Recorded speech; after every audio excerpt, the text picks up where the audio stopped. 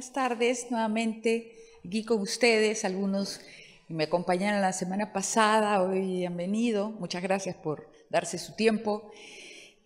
Bueno, yo soy Roxana Sotomarino y voy a hablar esta tarde, voy a seguir la conferencia en torno a fuentes del derecho, pero en esta oportunidad vamos a incidir sobre todo en aspectos de redacción, ¿ya? Redacción aplicada a los trabajos de investigación, como también en algunos aspectos a las sentencias, ¿ya? Entonces, básicamente, vamos a tratar estos tres aspectos. La idea es desarrollar algunas pautas de redacción. En realidad, el tema de redacción se vincula sin duda al uso del lenguaje, a un lenguaje jurídico, un lenguaje de vocabulario especializado, ¿no? Analizar lo que pueden ser las diferencias en materia de redacción aplicado a los trabajos de investigación. Porque hay diferencias entre los trabajos de investigación, ¿no? Como vamos a ver después, hay una distancia tanto cuantitativa como cualitativa entre, por ejemplo, el plan de tesis, la propia tesis con la cual uno obtiene un grado, el ensayo, la monografía, la recensión, bueno, el propio informe que uno hace, una reseña, ¿no? Entonces, la redacción va a estar orientada a el fin, la finalidad comunicativa de esos trabajos y también algunos aspectos de las sentencias. Ahora, cuando se habla de redacción, indudablemente también se está hablando de algunos aspectos de argumentación, porque la argumentación hoy en día lo que hace es insistir en esta capacidad persuasiva que tiene el derecho. Ahora, vamos a tocar aspectos muy concretos, ¿no? Porque evidentemente esto da para varias clases, ya será motivo de en todo caso acompañarlos en otra oportunidad, pero vamos a plantear algunas pautas argumentativas. Entonces, como ya les he explicado, el tema de redacción va a estar orientado a los objetivos concretos, específicos de cada producto de investigación, ¿ya? Esto ya lo comenté, la redacción de cada producto va a ser distinta. Bueno, obviamente una sentencia, un dictamen, sobre todo una sentencia, van a ser para dirimir un conflicto. Y en consecuencia, ¿no? Va a tener sus partes, cuestión que nadie niega, pero evidentemente el lenguaje es importante. El lenguaje de las sentencias tiene que estar en un punto medio entre un lenguaje especializado, un vocabulario jurídico adecuado al área en la que se despliega esta resolución, esta sentencia, ¿no? También hay un tema de estilo jurídico, como vamos a ver después, pero también, no se debe perder ese estilo llano, esa capacidad de explicar una idea. En realidad, aun cuando hay un lenguaje técnico obvio vinculado a la sentencia, y eso significa que difícilmente a veces un penalista entiende las características o las instituciones concretas que se trata en materia civil, es evidente que la sentencia debería ser también comprensible, y muchas veces hay casaciones que realmente uno no la entiende, y el otro tema es la necesidad que a veces uno tiene de usar las casaciones, usar las resoluciones judiciales para la enseñanza de los estudiantes de derecho, y muchas veces no podemos utilizarlas porque son demasiado complejas, y entonces de eso vamos a hablar en aspectos muy concretos. A ver, siguiente diapositiva. La redacción refleja pues siempre la capacidad comunicativa, eso es lo que no hay que olvidar. En realidad, al redactar, lo que estamos haciendo es transmitiendo nuestro pensamiento. Entonces, ese pensamiento tiene que ser, ¿no?, ordenado, tiene que ser de acuerdo a determinadas pautas. Ahora, como dice un tratadista francés, que es Gérard Cornu, ¿no? Hay en la redacción un fondo común. ¿Qué es este fondo común? Sí, pues, las sentencias, los trabajos de investigación utilizan la lengua, y obviamente vivimos en el Perú, vamos a utilizar la lengua castellana, el lenguaje, ¿no?, en el que todos nos expresamos. Obviamente eso supone pues conocer, manejar adecuadamente la lengua castellana con el, digamos, el manejo de sintaxis, un manejo de la gramática, ¿no? Y lógicamente va a haber aspectos en el discurso en donde exista un lenguaje técnico, ¿no? Eso no se niega, ¿no? Ese lenguaje técnico es especializado, pero lo que se suele advertir sobre todo en las sentencias, es un lenguaje bastante arcaico. Muchas veces, ¿no?, se siguen utilizando una serie o se abusa a veces de los latinazgos, ¿no? Bueno, el acuo es algo que se entiende para la gente que litiga, pero otros dicen, ¿qué quiere decir, no?, cuando una sentencia está incluyendo el acuo o acu, ¿no? Bueno, a ver si la siguiente.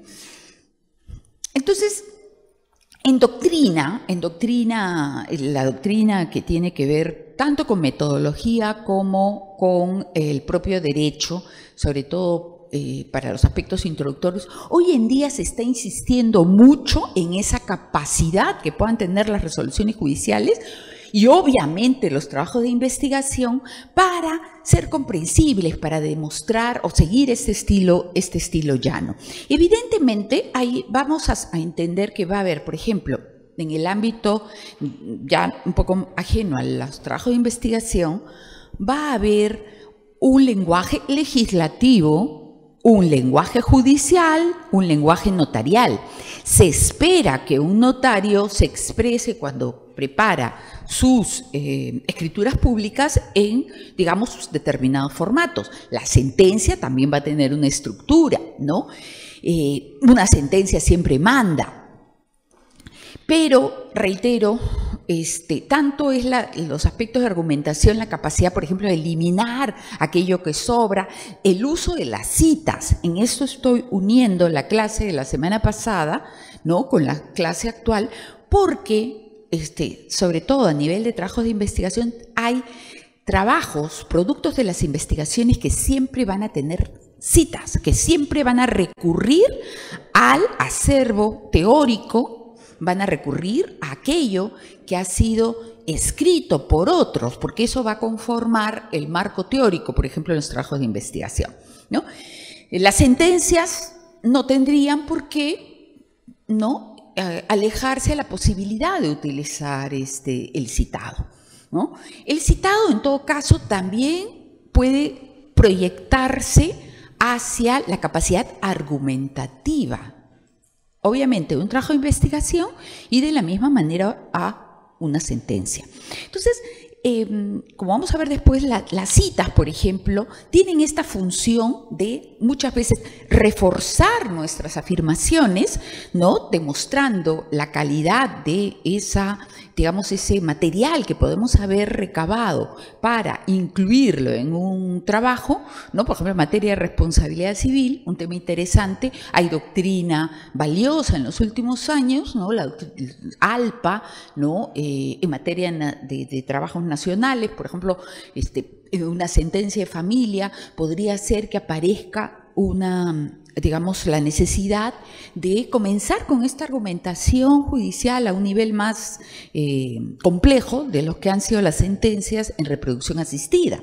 Y entonces en ese ámbito, por ejemplo, algo interesante son los trabajos de Enrique Berzi, toda la colección en materia de familia. Entonces y a veces también se recurre a doctrina de derecho comparado, ¿no? La doctrina brasilera en los últimos años, ¿no?, tiene una serie de novedades. Entonces usamos esas afirmaciones que podemos hallar en doctrina para muchas veces reforzar nuestra propuesta argumentativa o para también cuestionar la opinión que puede haberse planteado en doctrina. Con mayor razón, sobre todo en las tesis, va a ser indispensable recurrir, la tesis como trabajo de investigación va a ser indispensable recurrir a estas citas.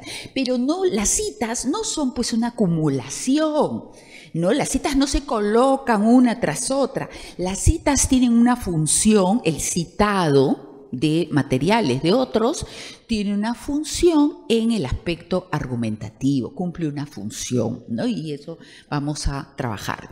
Ahora, en materia de, digamos, lenguaje jurídico, además de estos niveles o incluso cómo el lenguaje jurídico se orienta en función de los órganos, se suele distinguir en dos aspectos, ¿no? El lenguaje jurídico como el lenguaje del derecho.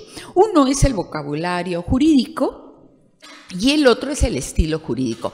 En materia de vocabulario jurídico vamos a encontrar, digamos, una serie de términos que tienen especial vigencia en las distintas áreas en las que estamos, ¿no?, orientando el trabajo. Hay un vocabulario jurídico para cuestiones de obligaciones, hay un vocabulario jurídico en materia de, por ejemplo, la responsabilidad civil, ¿no?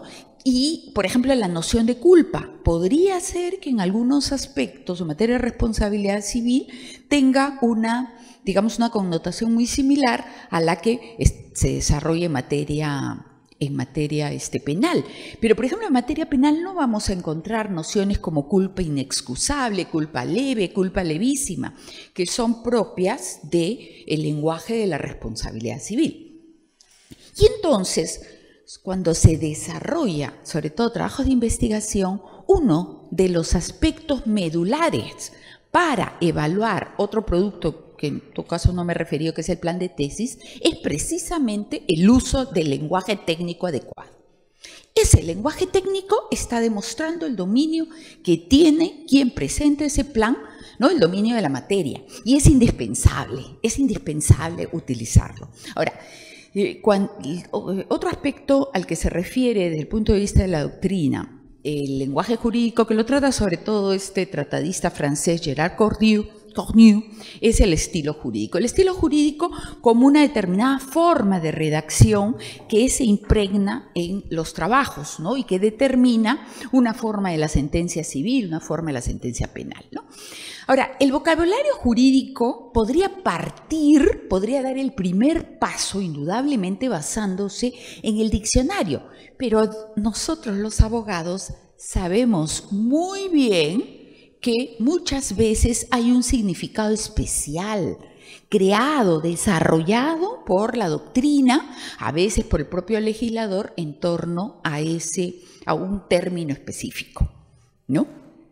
Entonces, ese vocabulario jurídico va a insistir sobre todo en esos términos que tienen especial vigencia en un área determinada. Eso es vocabulario jurídico. Y ese vocabulario jurídico no se desprende solo de una fuente de carácter normativo. Muchas veces el legislador no ha recurrido a una denominación, un nomen jurídico, para definir o para redactar determinadas instituciones. Por ejemplo, el acto jurídico. Revisamos los artículos 140 y siguientes del Código Civil en torno a el acto jurídico, ¿no?, vamos a encontrar que el legislador alude a ese término para definir, bueno, lo que la manifestación de voluntad, ¿no?, destinada a crear, regular, modificar, extinguir, ¿no?, relaciones jurídicas. Sin embargo, en doctrina podemos encontrar, por ejemplo, la figura del negocio jurídico. La figura del negocio jurídico que nace, ¿no?, como nombre de la legislación del Código Civil alemán y es después recogida por el Código italiano. Entonces, muchas veces hay que explicar qué significa para el derecho peruano la noción de negocio jurídico, que no es pues un negocio en el sentido propiamente de una operación lucrativa, más bien es el correlato y tiene toda una descripción doctrinaria, ¿no?, vinculada más a lo que nosotros entendemos como acto jurídico. Entonces, eso es vocabulario jurídico. Eso es entender por qué se utiliza determinado término, por qué se emplea una terminología particular. Y entonces, cuando redactan, ustedes tienen que estar conscientes, tienen que asumir que los términos se utilizan en torno al vocabulario jurídico de la manera como describe la doctrina, de la manera, o en todo caso, estar conscientes de en qué sentido lo utilizan. De cuál es la clasificación, por ejemplo, de acto jurídico en un sentido extenso y cuál puede ser, digamos, dentro de esta noción de la teoría general del negocio jurídico, cómo se está empleando el término, ¿no? El negocio jurídico como esa fuente, por ejemplo, de la manifestación de voluntad, donde está, sobre todo, es la voluntad como fuente generadora de obligaciones. Así es como la doctrina lo define, ¿no? Entonces, eso es lenguaje jurídico, ¿no? Y si buscamos negocio jurídico en el diccionario, evidentemente, vaya usted a saber si digamos los tratadistas de la lengua están considerando esa definición específica. Esa definición específica, ese vocabulario jurídico, lo vamos a encontrar en los distintos tratadistas. Revisan ustedes el código, el legislador peruano no ha optado por recoger este nombre, esta denominación. Algunos incluso dicen que en realidad el legislador lo que reguló sí es una serie de figuras más cercanas al negocio jurídico que al acto, en un sentido doctrinal en donde se hacen estas diferencias, ¿no? Entonces, claro, va a haber un lenguaje jurídico vinculado, o un vocabulario jurídico, si se quiere, vinculado a las distintas áreas del derecho respecto de las cuales ustedes hacen sus trabajos de investigación. Por ejemplo, ¿no? Si uno no está consciente de la diferencia, lee por primera vez, ¿no? Ahí está la figura de la resolución contractual, pero no es lo mismo la resolución contractual como una figura, ¿no? Con una opción que tiene una persona, un sujeto de derecho, para resolver por una causa sobrevenida después de la celebración, ¿no? Resolver un contrato o de extinguir una relación jurídica con el significado de resolución judicial o administrativa. Los significados son muy distintos y la palabra es la misma, resolución. Pero una es una posibilidad que se tiene al amparo de, digamos, de la normativa en el ámbito civil y contractual, y otra muy distinta es, bueno, en el ámbito procesal, en el ámbito administrativo, el significado que tiene la resolución judicial, la resolución administrativa, ¿no? Claro, eso es verdad que se deriva del conocimiento, eso se deriva de la lectura también, que es siempre indispensable cuando se aborda un trabajo de investigación, ¿ya? Por ejemplo, las primas del derecho de familia no es lo mismo que las primas del seguro, ¿no? Obviamente el contexto nos ayuda para entender no vamos a confundirlos, pero lógicamente hay que estar consciente que hay una terminología, y esa terminología, ese lenguaje técnico o vocabulario jurídico debe estar dentro del plan de tesis en el caso del trabajo de investigación, y va a estar en los demás productos de investigación, ¿ya? A veces las personas, mejor dicho, va a estar en las monografías o artículos, va a estar en las reseñas, que son en los ensayos, que son otros trabajos de investigación que ahora voy a pasar a describir, ¿no? Básicamente en sus aspectos fundamentales. Entonces, también obviamente la redacción ahí va a cambiar, ¿no? Un poco que hablamos no tanto de los aspectos lingüísticos, sino de los aspectos de redacción aplicada al derecho y aplicada a las sentencias. Y también a la capacidad persuasiva o argumentación. A ver si los pasas la siguiente.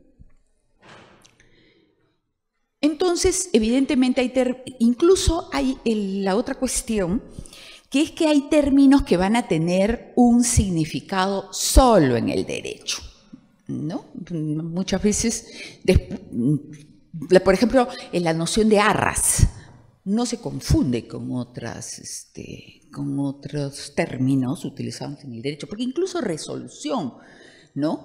Yo voy a manifestarte, yo soy una persona que presenta una gran decisión, tengo resolución, en fin, se puede aplicar, se puede usar pero arra sí es locación. Son dos palabras, entre otras, que nacen del derecho y tienen una especial significación, un especial significado en el derecho, ¿no? Pero, ¿por qué es importante utilizar la terminología? No solamente, por ejemplo, cuando hacen ustedes un plan de tesis, sino cuando hacen la tesis. El plan de tesis es la primera aproximación que se realiza, ¿no?, de quien está queriendo que le aprueben su plan, que en todo caso poder empezar el trabajo de tesis. No es el primer contacto que suele tener quien está en esta condición de sustentar o de presentar la tesis, ya un egresado, no es el primer contacto que tienen la universidad o el asesor. Y entonces hay que persuadir de que conocen la materia. Y ese conocimiento de la materia es también a través del lenguaje técnico. Otro requisito que lo vamos a ver después y que también incide en el aspecto de redacción es la capacidad de utilizar teoría suficiente, adecuada y además la teoría, ¿no?, que va a ser colocada en el plan debe demostrar el estado de la cuestión y, por otro lado, además de demostrar el estado de la cuestión, ¿no?, esta teoría, digamos, debe ser adecuada al uso, digamos, a persuadir de que ustedes están en capacidad de terminar la tesis, ¿no?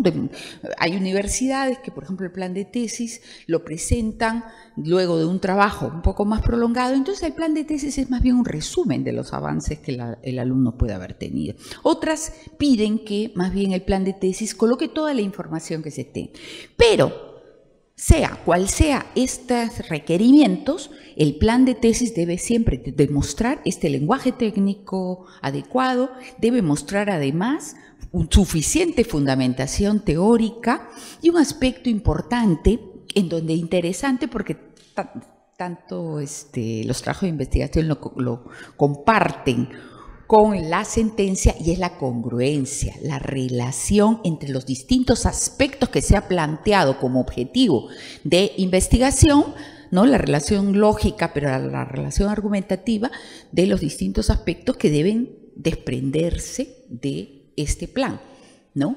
Si yo, por ejemplo, estoy desarrollando o pretendo desarrollar una investigación sobre familias ensambladas, ¿no?, quiero hacer mi tesis sobre familias ensambladas y los derechos alimentarios, reflexionen ustedes, las familias ensambladas son estas familias que se han formado como producto de digamos, separaciones. Hoy en día las familias ya los matrimonios no duran toda la vida, ¿no? El divorcio existe y bueno, o a veces hay parejas que están juntas, no se llegan a casar, se separan y cada una forma una nueva familia llevando los hijos que tenían ¿no? O el esposo de esta nueva unión tiene sus hijos, ella también tiene sus hijos, tienen hijos comunes, y entonces esa es una familia en donde hay una identidad particular, que es la familia ensamblada. Es una familia de alguna manera reconstituida, ¿no? Esa es una creación del Tribunal Constitucional.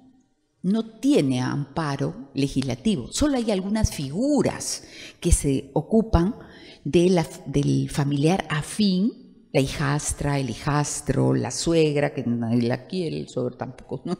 Pero esas son familias afines, mejor dicho, en este caso se está hablando de un núcleo, una convivencia. ¿Y qué pasa pues si yo planteo hacer una investigación y de pronto, si bien he dicho, voy a estudiar las familias ensambladas, sugerir incluso un reconocimiento normativo, y voy a hablar del derecho a alimentos? Un padrastro que ha mantenido toda su vida, le pagó la educación a la hijastra y de pronto, cuando el momento que el padrastro necesita, no tiene quien lo ayude, ¿no? Entonces, regla de solidaridad, reciprocidad podría obligarnos a mirar y a exigir que también sea recíproco y se paguen los alimentos. Pero en el plan de tesis yo de pronto introduzco ocuparme de la sucesión.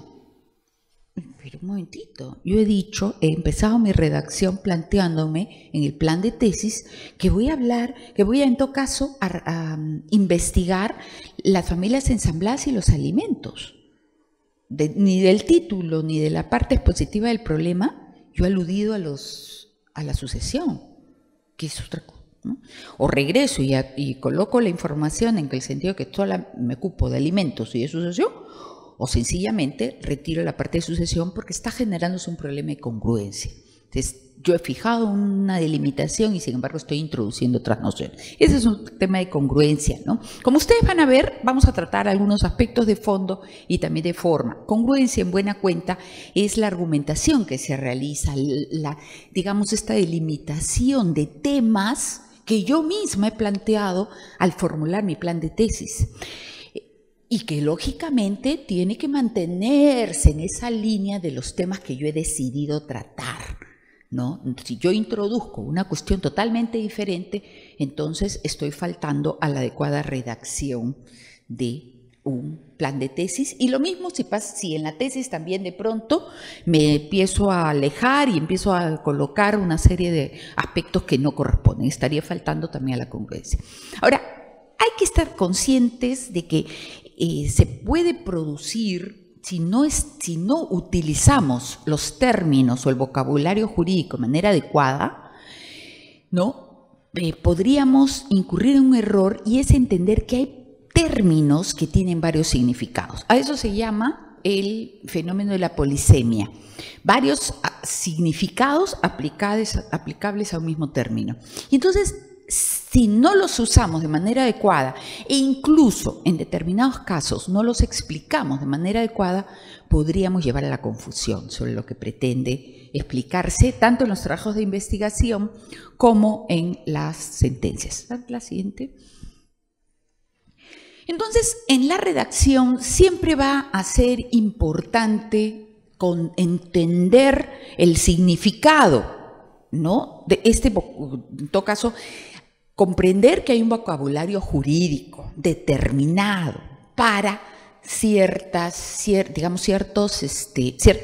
instituciones, ciertas áreas del derecho. Va a haber un lenguaje con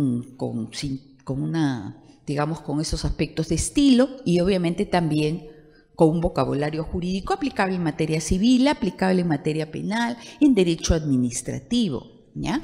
Ahora, en doctrina referida al lenguaje también se suele aludir al estilo jurídico, que también forma parte de este lenguaje especializado, ¿no? Entonces, por ejemplo, cuando se redacta un proyecto legislativo, la preocupación ahí es que la ley está destinada, obviamente, a ordenar, pero está destinada a comprender situaciones abstractas, ¿no? Y claro, la redacción tiene que ser capaz de entender qué es lo que se está pretendiendo. El contenido va a ser general y abstracto, pero lo que nos interesa es esta noción del estilo judicial. El estilo judicial siempre va a dirimir un conflicto y eso va a suponer, ¿no?, explicar aquello que las partes han planteado, bueno, cuáles son las partes y una serie de cuestiones, como por ejemplo el tipo de pretensiones, cuáles son los hechos, si hay excepciones, en fin. Pero en todo caso, el mandato judicial, como quiera que dirime un conflicto, debe establecerlo de manera concreta, utilizar el lenguaje técnico adecuado y además también está el tema de argumentación como capacidad persuasiva. Entonces, cuando hablamos de investigación, va a ser importante recoger cuál es la finalidad de cada uno de los tipos de investigación que existe. A ver, pásalo a la siguiente. Entonces, como ya les he dicho, el plan de tesis, ¿no?, es sobre todo un instrumento que guía el desarrollo de la tesis, convence a la universidad, convence al asesor de que ustedes cuentan con información teórica suficiente, ¿no? Cuentan también con un elenco de casos, ¿no?, que demuestra muchas veces esta situación de conflicto, que manejan el lenguaje técnico adecuado, que la propuesta es congruente y flexible. Y entonces el plan de tesis va a tener pues esta redacción. Ahora, la flexibilidad tiene que ver más con un aspecto de fondo en realidad, ¿no? Tiene que ver más que con redacción como cuestión formal, tiene que ver con la capacidad que pueda darse respecto de la tesis de comprender una serie de situaciones. ¿Qué pasa pues si ustedes tienen un plan de tesis, ¿no? Lo han presentado un plan en un tema de discrepancia sobre otorgamiento de escritura pública o los aspectos de desalojo y de pronto, ¿no? Cuando ya están haciendo la tesis se dicta pues un pleno, ¿no? La tesis tiene que estar en capacidad de comprender, de tener tan buen sustento teórico y adaptarse, tiene que tener la flexibilidad para adaptarse a estos cambios. Eso es lo que, y en todo caso, ¿cuál es el objetivo del plan? ¿Dónde está la capacidad comunicativa del plan? ¿No? De persuadir que la tesis que van a hacer tiene, digamos, visos de ser lograda en un tiempo determinado, ¿no? Que han hecho un buen estudio de la doctrina, que no hay una, digamos, que en todo caso están cumpliendo pues con la finalidad de este tipo de investigaciones, que es crear conocimiento. Y el plan es en buena cuenta la hoja de ruta, ¿no? Es el diseño de la investigación futura.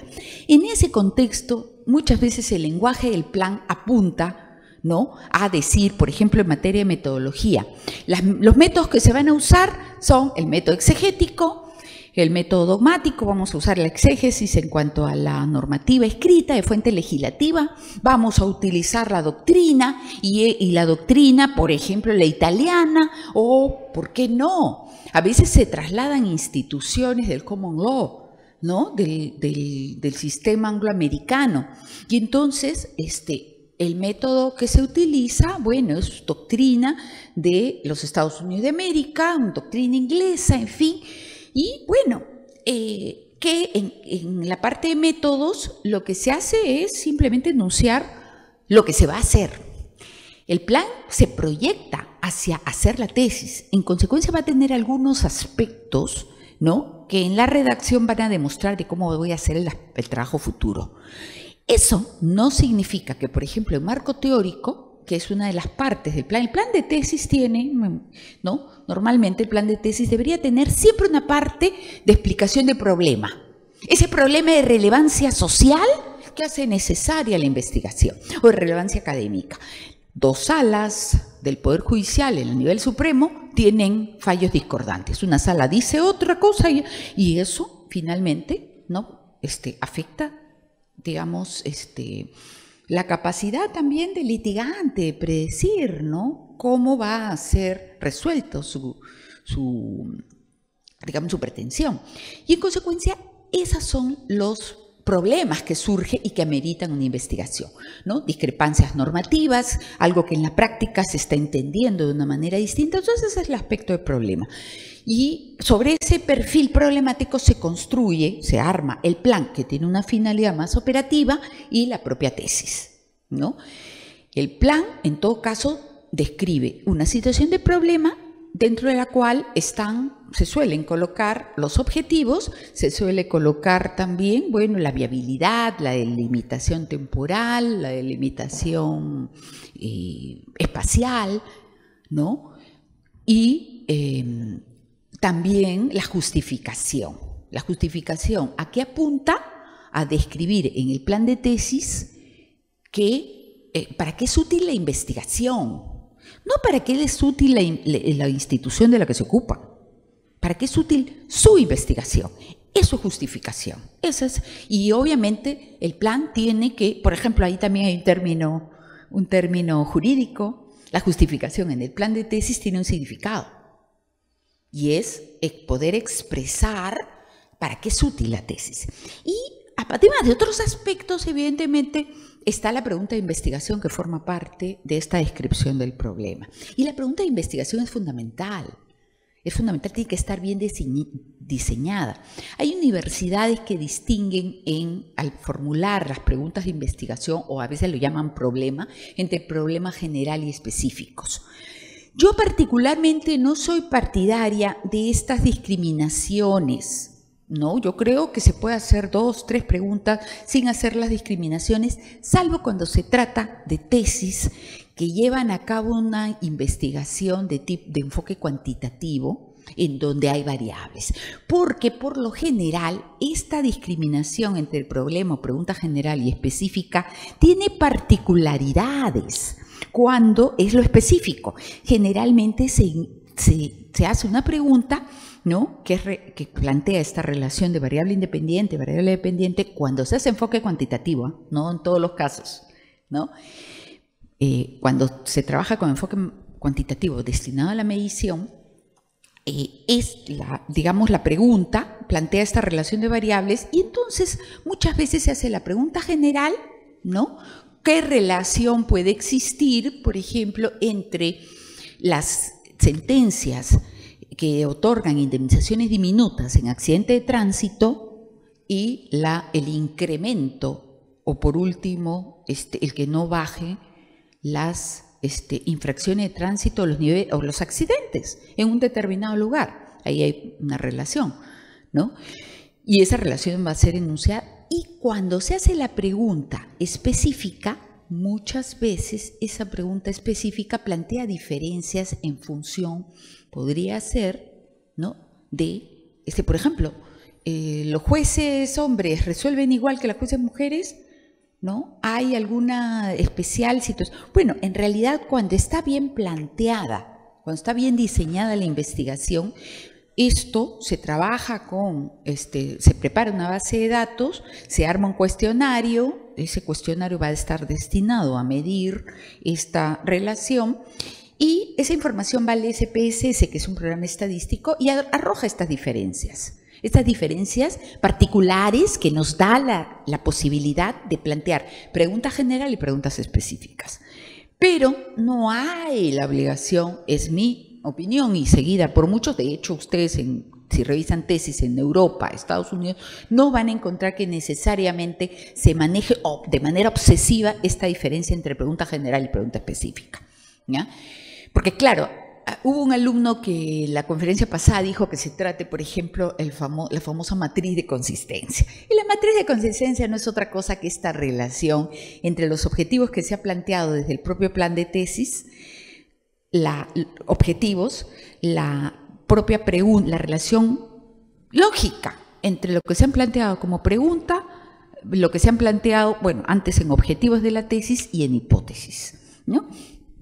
Esa es la matriz de consistencia. Ahora, la matriz de consistencia, valgan verdades, tiene especial valor, sobre todo cuando hacemos información estadística, cuadros de varias entradas que pretenden establecer esa coherencia, esa congruencia entre lo que se ha planteado como objetivo, lo que se ha planteado como pregunta y lo que se plantea como respuesta a la pregunta, que es la hipótesis, ¿ya? En todo caso, el plan de tesis, regreso a esos aspectos, ¿no?, por lo general tiene un problema, tiene un marco teórico, ¿no? Algunos hablan de marco conceptual. Bueno, es el marco teórico, es la teoría, ¿no? La teoría en un momento determinado, en un estado de la cuestión, va a tener hipótesis, va a tener además esta explicación metodológica y en algunas universidades además lo que hacemos es pedirle a los alumnos en el plan de tesis también un índice provisional. Algunos ponen además una especie de cronograma, ¿no?, de cómo van a investigar, eso también. Y siempre va a haber una bibliografía, ¿ya? A ver, la siguiente. Entonces, las investigaciones van a redactarse en función de los objetivos, reitero. Aun cuando el plan es producto de una investigación previa, pero que se cierra en la tesis, también tiene una finalidad, que es eso. Como yo le he dicho, persuadir a quien revisa, que puede ser el asesor de la tesis o la propia universidad, de que van por buen camino, de que van a hacer una tesis que va a generar un conocimiento relevante, porque está respondiendo a una situación social, digamos, a un problema social, académico, económico, muchas veces, ¿no? Entonces esa es la finalidad. Pero hay también estas otras investigaciones, el ensayo, la reseña, el informe, la monografía o artículo, que también tienen una capacidad, ¿no? Son resultados de una investigación y van a tener una redacción distinta, ¿ya? A ver, siguiente. No sé si les sé. Bueno, esto ya se los expliqué. A ver, la siguiente diapositiva. Ya, hay una diferencia entre la reseña y el informe, ¿no? La reseña, ¿qué plantea? La reseña lo que plantea es la opinión que pueden tener de un texto determinado. Un libro que ha sido publicado recientemente y ustedes hacen una reseña, ¿no? Hacen una... más que un resumen, es una especie, claro, está el resumen, pero también está un poco el parecer que puede haber en cuanto a la profundidad del libro, qué profundidad tiene, si el libro hace una adecuada revisión, por ejemplo, ¿no?, de tipo metodológica, entre sentencias, y después una opinión, ¿ya? Abarca un resumen, pero no solo un resumen, es un parecer de quien hace la reseña. La esencia, pero en donde está también su parecer. Este es un libro sumamente útil, está estableciendo un nuevo estado de la cuestión, porque está resolviendo, no está estableciendo, por ejemplo, un análisis integral en materia de reproducción asistida. Se está ocupando de las decisiones, ¿no?, incluso de los propios consentimientos informados al interior de las clínicas. Está analizando los contratos de cesión, contratos o acuerdos, porque en realidad no, yo diría que no hay contrato cuando una persona está cediendo espermatozoides o está cediendo un óvulo, ¿no? Ahí hay un acto jurídico en todo caso, pero hace pues un estudio minucioso y la reseña lo que hace es comunicar qué hay en ese libro. Esa reseña tiene un lenguaje en donde también opera la mesura. Se diría que esto de la mesura en realidad es algo recomendable para todo producto jurídico, ¿no? Pero obviamente a veces hay excesos cuando hacemos la reseña. El trabajo es maravilloso, excelente, impresionante. O el trabajo no sirve. El trabajo tiene una metodología deficiente podría ser, ¿no? Pero incluso hay quienes al hacer la reseña están pasando esos niveles del respeto a las personas. Entonces la reseña lo que tiene que ser es obviamente lo más objetivo que se pueda respecto del texto, porque eso es lo que busca, una opinión sobre un material determinado. Esa es la denominación que se da a este trabajo que van a hacer opinando sobre un libro, cualquiera que sea, ¿no? Pero obviamente estamos hablando del libro jurídico. Esa es la reseña. Transmitir, comunicar qué es lo que dice ese texto. Y muchas veces comienzan ustedes haciendo la tesis revisando esos textos. Entonces arman una ficha, a veces también les piden, ¿no?, en lo que ustedes encuentran muchas veces en revistas especializadas, es una reseña. Ha sido publicado el libro de Carlos Ramos sobre historia del derecho, y entonces opinamos. Este libro, por ejemplo, hace un estudio, ¿no?, de los archivos, que ya quisiéramos, la verdad, ya quisiéramos poder, que los archivos de acá del Poder Judicial, ¿no?, poder entrar, pero pensemos en esa maravillosa idea de que podamos tener todos los expedientes al acceso para revisarlos. Pero pensemos en que un historiador ha hecho un libro que revisa cómo es la jurisprudencia del año 1900 al 1950, por ejemplo, en materia de propiedad. Y entonces el libro tiene mucha información, muchos casos, y entonces la reseña es eso, opinar sobre ese libro. Pero no opinar solo como un resumen, sino evidentemente está el parecer de quien emite esa opinión. Bueno, por lo general las reseñas son muy cortas. Los informes que van a buscar, los informes pues son esos informes o esos trabajos que muchas veces reseñan una consulta, dan una respuesta, ¿no? Un informe del Ministerio de Justicia, un informe, ¿no?, digamos, Ministerio de Justicia o Ministerio de la Producción, que está respondiendo a algo focalizado. A veces, ¿no?, servir podría ser que tenga un informe. Bueno, evidentemente estos informes están referidos a una situación concreta, ¿no? Muchas veces los alumnos utilizan esos informes para trabajar sus tesis, porque representan la opinión, el parecer de una institución determinada, pero tampoco son muy extensos. Un informe que tenga 100 páginas, uno dice, oye, ¿dónde está tu capacidad de responder a este problema y dar? La monografía es un trabajo también de investigación, pero muchas veces la monografía puede tener simplemente una capacidad descriptiva. Me puede estar describiendo cuál es la situación de las compraventas, en fin, ¿no? Muchas veces las monografías ¿no? Se conectan también a la capacidad de un artículo. Un artículo, ¿no? Va a versar sobre una, digamos, un tratamiento de por ejemplo, ¿no? Yo quiero analizar, ¿no? ¿Cuál es, por ejemplo, el tema de daños punitivos que está siendo aceptado por las Cortes en materia laboral, ¿no? Y entonces hago toda una descripción. Debería incluir citas, debería incluir ese material, pero puede ser solo descriptivo. Y eso es una monografía, que es muy distinta a la tesis. La tesis siempre va a tener partes muy determinadas, sobre todo va a responder a una situación de problema, a una situación problemática, algo que no ha sido investigado. La tesis es inédita, como vamos a ver ahora. La tesis siempre va a tener, sobre todo, hipótesis, que es lo que se va a probar. Y obviamente tiene que tener este aparato crítico que consiste en el citado, ¿ya? Además, la monografía podría ser pues de 30 páginas, ya 60, pero la tesis siempre va a tener una extensión mayor en cuanto a número de páginas, ¿no? Y bueno, la tesis siempre va a crear nuevo conocimiento, ¿no? A ver si... sí, yo todavía no lo pases porque me parece interesante que ustedes mediten en esto, ¿no? La tesis en su desarrollo puede describir una situación problemática, pero también debería ocuparse de proponer soluciones alternativas, esto es, ocuparse del ser y también el deber ser, que es lo que planteamos nosotros, ¿no? Como solución, alternativas. Ya la siguiente. Entonces, además, estos son requisitos que en la doctrina de cómo se debería redactar una tesis, cómo se debe hacer la tesis, hay que entender que la tesis nace para ser comunicada.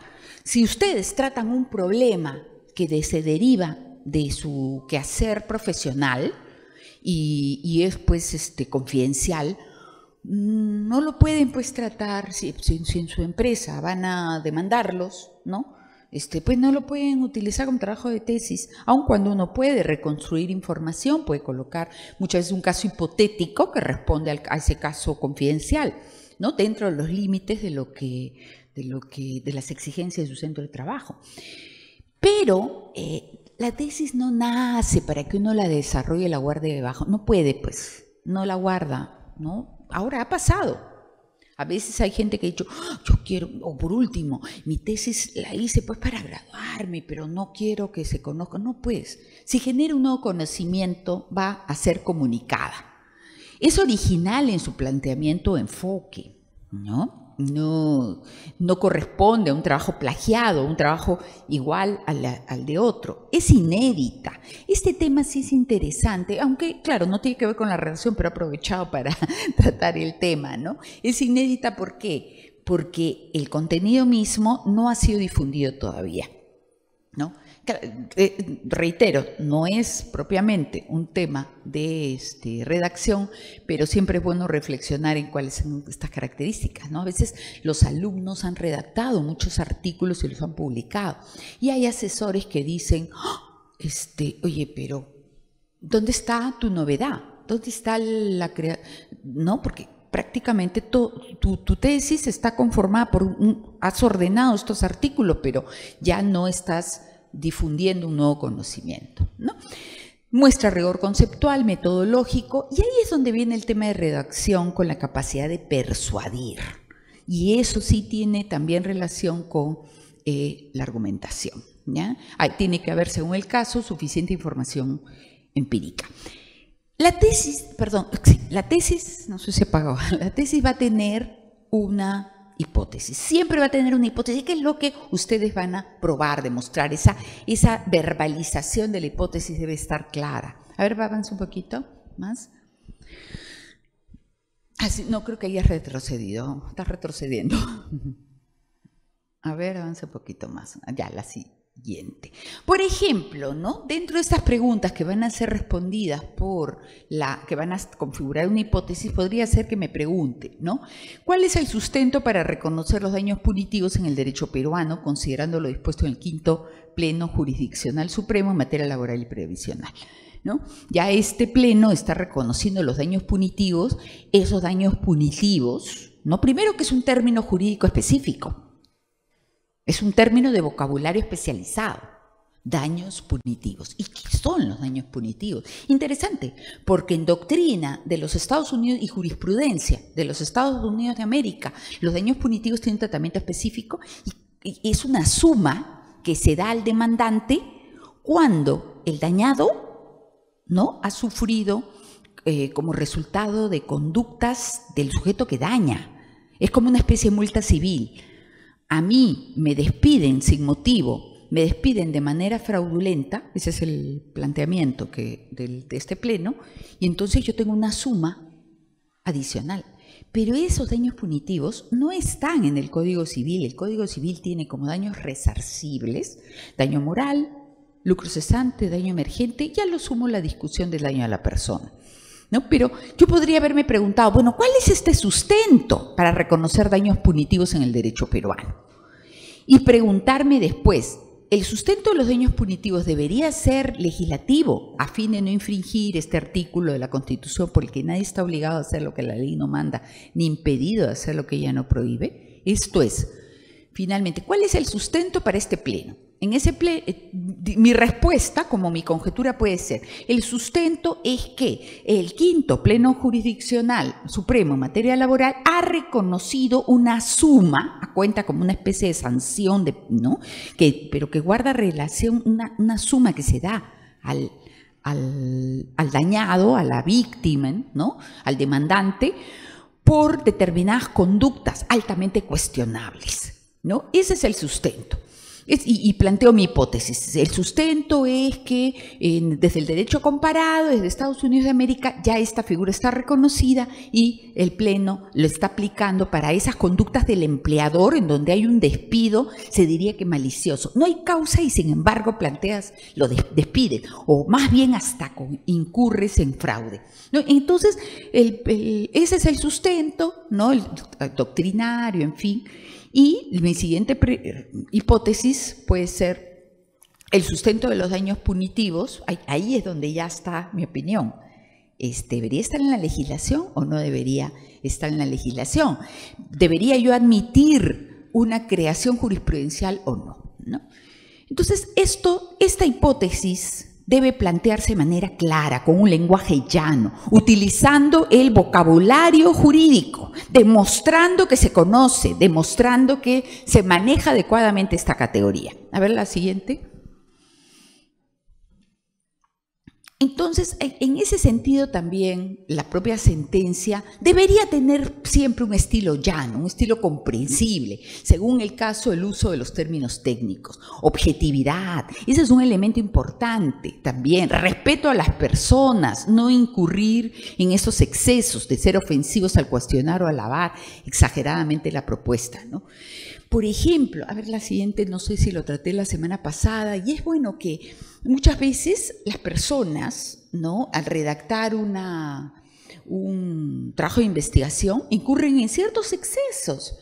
Al asesor, el trabajo del asesor, dicen, el magnífico, el maravilloso trabajo del doctor tal, pero no es doctor, ¿no? Es abogado, nada más. Debe, así como en la práctica todos los abogados disculpen la expresión, nos doctorean en la investigación que es mesurada. Deberíamos, si no sabemos si es doctor, utilizar, no necesitamos expresiones de ese tipo. Por ejemplo, en materia de redacción, quería darles este ejemplo que fue muy criticado, ¿no? Esta primera sentencia de amparo en México decía esto, no incluía ese fragmento. Resultaría una contravención del objeto y fin que los legisladores se propusieron, que no lo dice muy bien, no menos que una notable infracción que inconsumamente haría responsable al que la cometiera. ¿Qué quiso decir? No queda claro para nada. ¿Ya? Esta es una sentencia muy criticada porque no se sabe qué es lo que ha querido decir. Bueno, pues estilo llano. La sentencia, sobre todo una sentencia, tiene que estar en el camino intermedio entre el uso del lenguaje de este vocabulario jurídico y también la capacidad de comprensión. Nadie dice que el magistrado pueda, digamos, prescindir de este vocabulario, no debe prescindir del vocabulario y en muchos casos puede utilizar el latinazgo cuando les corresponde, pero tiene que utilizar un estilo comprensivo. Este es, pues, un ejemplo de la incapacidad de transmitir un mensaje y aclararlo. Y además las sentencias muchas veces tienen una capacidad educativa y a veces no podemos utilizarla los profesores porque no se entiende qué es lo que quiere decir. La casación es tan, digamos, tan mal redactada que no la podemos utilizar para los alumnos. A ver, la siguiente. Digamos, por ejemplo, también, ¿no?, que es un aspecto de redacción, pero que guarda también conexión con el mensaje, conexión con qué es lo que se quiere, qué es lo que se está transmitiendo. Es inadmisible que, por ejemplo, en determinadas sentencias se incurra en mención a hechos que no guardan. Al comienzo puedo describir yo los hechos planteados por las partes, pero al momento de, digamos, de hacer una explicación de cuál es el fundamento de mi fallo, yo tengo que recurrir a aquello que es relevante para resolver la materia en controversia, ¿no? No más bien utilizar datos que no tienen relación y que por el contrario al utilizarlos podrían hasta ser ofensivos. Por ejemplo, miren, este es un caso citado también que lo encuentran en internet, una sentencia sobre violación de una bebé o niña. Incluyo comentarios de que ella no se resistió. ¿Qué es lo que se quiere decir? Y incluso, claro, que no sabe la Corte que menores de edad, ¿no?, resistencia, no resistencia, aceptación, consentimiento, no hay consentimiento, pero es un caso real, una sentencia sobre violación que apunta a destacar, incluir una manifestación que no guarda relación, es un tema de redacción, pero claro, es un tema también que en donde uno dice qué está pasando por la cabeza de los magistrados, ¿no? Entonces, claro, es redacción, pero es una redacción que tiene un impacto, obviamente, en lo que uno piensa de que es relevante y además también, ¿no?, el poco respeto que se puede mostrar a las características del conflicto, ¿no? A ver. Entonces, ahora, volviendo, ya saliéndonos nuevamente de la sentencia, la tesis va a demostrar este proceso, ¿no?, que tiene 3 tiempos, 3 o 4 tiempos, te diría incluso, más tiempo: problema, proposición, hipótesis, demostración y conclusiones. Se suele redactar, y aquí hay un cierto consenso de la doctrina y metodología, uno no dice yo pienso, yo opino, se suele utilizar la primera persona del plural, consideramos, opinamos, es nuestra opinión. Esa es la forma de redactar de la tesis, ¿ya?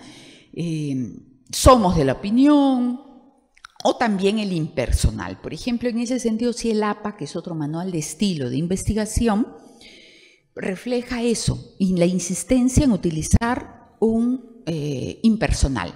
Se considera, ¿no?, o consideramos. Ahora, las sentencias en su redacción obviamente van a estar orientadas a hacer relevante el conflicto, ¿no? Esta es la estructura que se tiene, no tiene por qué cambiar. Vistos, considerando, parte resolutiva se resuelve, ¿no? La parte expositiva, los vistos, la parte analítica, los considerandos y la parte resolutiva. Eso no tiene por qué cambiar. En realidad, de lo que se trata es sí de estar consciente cuando se utilizan términos incomprensibles, cuando se utiliza un lenguaje arcaico, cuando está faltando la sentencia al orden que debería expresar digamos, un fallo en donde finalmente están las pretensiones de las partes, en donde finalmente hay un especial interés de las partes por que se aclare su conflicto. Y también no hay que olvidar nunca el hecho, yo pienso que esto es un tema para no los jueces, que nosotros los investigadores revisamos la sentencia, los utilizamos para enseñar a los alumnos. Y entonces esa enseñanza la tesis también, perdón, en este caso la sentencia, tiene que también poder satisfacer una, digamos, función educativa, ¿ya? Y bueno, en el tema de solidez está el papel de las citas. A ver si la siguiente. Bueno, las citas que son aparato crítico, ¿no? Y lo que se menciona también es que cumplen una función específica en el texto argumentativo, ¿ya? Eso, el uso de citas desarrollado de manera adecuada le da solidez al discurso. A ver la siguiente. Esto, bueno. Por ejemplo, ¿no? Entonces, las citas pueden ser utilizadas para confirmar, para interpretar una idea, para definir los términos que van a ser utilizados, para dar ejemplos, incluso rebatir argumentos contrarios. Miren este caso que he citado de un manual de argumentación, ¿no? Pero me pareció muy bueno utilizarlo, por eso le pongo la cita, no es digamos, un texto que yo he desarrollado. Según la teoría aspiracional planteada en psicología, el público espera alcanzar determinado estatus social y estilo de vida encarnados en personajes lejanos a su realidad. Sin embargo, es bastante cuestionable que esta relación existiera de antemano, como se expondrá a continuación. Yo utilizo la cita, la coloco allí, sin embargo, utilizando este término, ¿no? Este conector, porque sin embargo es un conector, estoy utilizando la cita más bien para cuestionar lo que este autor dice y yo más bien desarrollar mi propia idea, ¿no? Eso es, digamos, es un uso de las citas en un ámbito argumentativo. A ver la siguiente diapositiva. Y entonces acá hay otro ejemplo, ¿no? Por ejemplo, planteo, ¿no? Desde la época colonial el espacio urbano estuvo organizado siguiendo una segmentación étnica. Flores Galindo subraya en su libro Buscando un Inca que en Lima el barrio de los españoles estaba claramente separado de los indios. Y algo similar ocurría en las parroquias, en donde los libros de bautismo mostraban estas diferencias, ¿no? Al existir libros para españoles, otros para criollos y mestizos. Aquí la cita la estoy usando yo para contradecir el argumento de quien cita o más bien para dar mayor solidez a lo que yo digo. ¿Para qué estoy usando la cita ahí? ¿Estoy dándole mayor solidez a lo que yo estoy explicando? O más bien, porque en el caso anterior se notaba que yo le estaba dando la contra, ¿no? Sí, aquí, ¿cómo usé la cita? ¿Para confirmar lo que yo planteo? ¿O más bien para cuestionar lo que ese autor plantea? ¿Qué piensan ustedes? El autor está aludiendo a que desde la época colonial el espacio urbano se organizaba en función de una segmentación étnica. Entonces yo cito a Flores Galindo y lo cito y explico y lo que dice este autor tiene que ver, obviamente, con lo que yo estoy tratando, pero lo utilizo para reforzar mi propuesta o para qué. Así es. ¿Ya? Estoy reforzando, estoy utilizando esa cita porque, claro, evidentemente yo he seleccionado, pues, ¿no? No, en una tesis, en una investigación, uno no pone solamente las citas que le favorecen, porque entonces estaría faltando al rigor. Pero, en todo caso, en este supuesto, estoy utilizando las citas porque le da mayor solidez a lo que yo estoy explicando. ¿Ya? Hay otros casos en los que, evidentemente, como el caso anterior, planteo la cita, pero es para rebatirla, es para cuestionar lo que ha dicho ese autor. A ver la siguiente.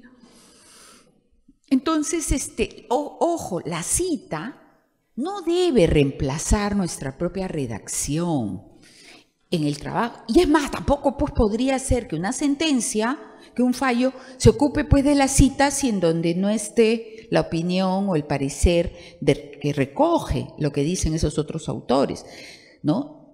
Con mayor razón, trabajo de investigación, de ninguna manera las citas se pueden colocar para reemplazar nuestra investigación, reemplazar nuestro propio parecer, ¿no? Entonces se cita, se dice Juan Espinosa sobre los derechos de la persona piensa esto, la transexualidad tiene esta idea, Fernández Cesareo tiene esta otra. Sin embargo, nosotros tenemos una idea discrepante. Yo pienso, bueno, en realidad la redacción es nuestra opinión cuando se escribe, ¿no? Bueno, nuestra opinión es discordante, nosotros no coincidimos, o coincidimos, pero hay que explicar por qué. Hay que explicar por qué. El trabajo de tesis, mejor dicho, citar no significa reemplazar la opinión del investigador con estas citas, No es el trabajo de investigación no es un cúmulo de citas, es un procesamiento digamos, lo que ha sido, lo que es, bueno, este planteamiento de la hipótesis es un procesamiento de esta idea central a partir de lo que otros dicen y lo que uno opina para generar un nuevo conocimiento, ¿no? También la incorporación de citas debe ser crítica, pertinente, no aislada, ¿no? Por ejemplo, este es otro caso, ¿no? de citas que la señalan Peña y Brañez. Dice: el Perú es un Estado laico tal y como aparece en la Constitución, en donde se reconoce el derecho de la libertad de conciencia y religión. Sin embargo, hay un acuerdo entre el Estado peruano y la Iglesia Católica. ¿Qué quiso decir? No queda claro, ¿no? Es como que ha colocado un comentario ahí, pero bueno, ¿y para qué lo pone? ¿Qué es lo que quiere decir? ¿No? Esa frase rompe el esquema y ni siquiera hay una explicación de por qué. ¿Ya? A ver la siguiente. Por ejemplo, aquí también hay una recomendación cuando redactan las tesis, ¿no? Muchos alumnos, y esto sí es común, yo lo he visto en muchos trabajos de investigación, colocan la cita para iniciar, ¿no? Una cita textual, que ya lo expliqué la semana pasada, es aquello que uno, digamos, es la expresión, exactamente es literal, tal y como lo ha planteado aquel autor que estamos citando. Entonces comienzan el párrafo con la cita textual. Claro, nadie los va a acusar de plagio porque está bien hecha la cita, pero no hay una introducción previa, no se utiliza eso. Colocar la cita textual al inicio, no, hay que hacerle una presentación, hay un antecedente. Por ejemplo, ¿no? Está el entrecomillado típico de la cita textual, está en el primer párrafo: para Radbruch la ciencia del derecho no debería contaminarse con la política, y hago la cita. Pero distinto es la última párrafo en donde se explica: Kaufman, 1999, citaba, por ejemplo, y yo podría decir, en torno a la relación entre derecho y política, que para Radbruch la ciencia del derecho no debería contaminarse con la política. Claro, la cita ha cambiado un poco, pero ha cambiado para los fines de hacer un antecedente, una presentación. Entonces, la cita textual no debe estar pues así al inicio de un párrafo. Hay que hacerle una presentación incluso de cuál es el objetivo. A ver la siguiente. Ahora, cuando se desarrolla el marco teórico que forma parte del plan y también cuando se hace la tesis, hay definiciones. Las definiciones que son propuestas explicativas sobre una institución, ¿no? Sobre algo en general. Y además eso cambia con el tiempo. Por eso es que también cuando hacen el plan de tesis se requiere o se exige que el marco teórico refleje ese estado de la cuestión, ¿no? Pero al definir, hay que estar consciente que cuando definen, sea en el plan de tesis o sea en la tesis, muchas veces hay una estructura teórica subyacente. Y cuando no se lee bien, en realidad todo esto, incluso la propia redacción, se basa en un conocimiento, pues. Uno tiene que leer previamente para saber a qué se está refiriendo.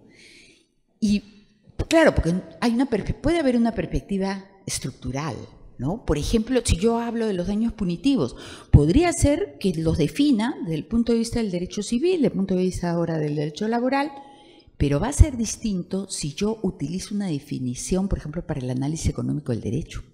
Porque el análisis económico del derecho, la indemnización tiene una finalidad. Tiene la finalidad de la maximización de utilidades, tiene una función determinada. Entonces, tras eso hay una estructura distinta, una estructura teórica, ¿ya? Y eso debería reflejarse en la redacción y en la argumentación. En la siguiente diapositiva. Y esta es un poco una idea que la plantea Ureta, que es importante. El texto argumentativo es un discurso y la intención y el fin práctico es que en todo caso se acepte una conclusión o pretensión planteando o empleando argumentos, ¿no? Entonces, este juicio, esta discusión, ¿no? Va a trasladarse a la forma en la que redactamos. Y en eso también es importante, tanto en la redacción como en el aspecto de argumentación, el uso de las citas, para qué se utilizan y cómo deben utilizarse. ¿Me pasa la siguiente diapositiva. Ahora también hay varias estrategias argumentativas, ¿no? Por ejemplo, generalizar es una estrategia, ¿no? Yo podría utilizar un ejemplo determinado de algo que ya está recogido, generalizar la solución que ha dado la doctrina a un caso especial para trasladarlo a la defensa que yo quiero hacer. Por ejemplo, ustedes saben, hace algunos años se estaba admitiendo el daño moral para los trabajadores, ¿no? Los casos de despido. Ustedes saben que hay en materia laboral el 728, en fin, la normativa planteaba un conjunto digamos un número de indemnizaciones por cada año de trabajo, indemnización, sueldo y medio, en fin. Pero el Poder Judicial comenzó a dar el daño moral, admitir el daño moral más allá de esa cifra que se otorgaba. Entonces, como ya la jurisprudencia desarrolló una noción adicional y da una suma especial, yo generalizo esa respuesta para el caso de daño punitivo, ¿no? En donde está bien, no hay normativa, porque en el ámbito laboral tampoco había normativa, sí la había en el ámbito civil, y la utilizo y la extiendo. Pero hay que tener cuidado en esta estrategia, porque en muchos casos podría yo estar siendo general con situaciones que son muy alejadas, que solo tienen un pequeño elemento de conexión. De hecho, por ejemplo, en el daño punitivo podría ser pues que no pueda comparar el daño moral, porque sea como sea, el daño moral sí tiene un correlato normativo, está en el Código Civil. El daño punitivo no, el daño punitivo no está reconocido en ninguna norma jurídica de fuente legislativa.